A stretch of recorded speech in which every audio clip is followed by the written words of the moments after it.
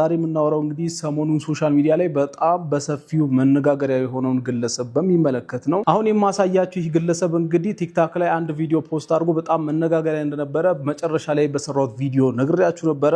ላልሰማችሁ ሰዎች የተወሰነ ነገር አስታውሳችኋለሁ። አሁን ቪዲዮን አሳያችኋለሁ።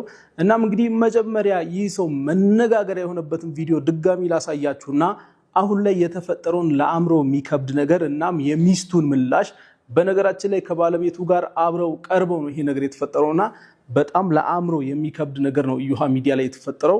እሱን አሳያችኋለሁ። ከዛ ፊት ግን የዚህ ነገር መነሻ የሆነውን አንድ ቪዲዮ ባለፈው ያሳየኋችሁ ድጋሚ ላሳያችሁና ቀጣይ የተፈጠረውን ነገር ሁሉ አሳያችኋለሁ።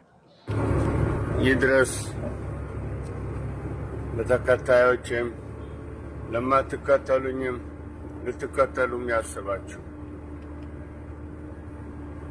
እውነት የሆነ ነገር ልንገራችሁ። ይህም መልእክት ለልጆች አባት ለሆነው አድርሱልኝ እባካችሁ። እኔ ሪባን አይደለም ኬክም ቆርሼም ቢሆን አስረክበዋለሁ ልጆቼን ከነባለቤቴ። እውነቱ ልንገራችሁ፣ ይህኔ አስመርምሬ የልጆች አባት እንዳልሆንኩ አውቄያለሁ። ይህን የማደርገው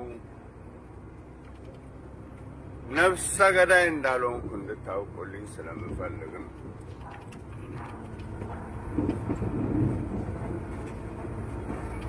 የልጆቼም አባት በድብቅ ከሚኖር ግልጽና እውነት በሆነ መንገድ ኬክ ቆርሼ ላስረክበው ንገሩኝ እባካችሁ፣ ንገሩልኝ እባካችሁ።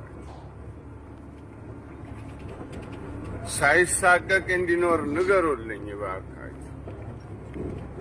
እዚህ ቪዲዮ ላይ እንግዲህ እንደሚታየው የከባድ መኪና ሾፌር ነው እና የልጆቼ አባት ይምጣ እኔ ባለቤቴንም ልጆቼንም አስረክበዋለሁ እሱም ተደብቆ ተሳቆ እንዳይኖር ያለ መልእክቱን ሲያስተላልፍ ይታያል።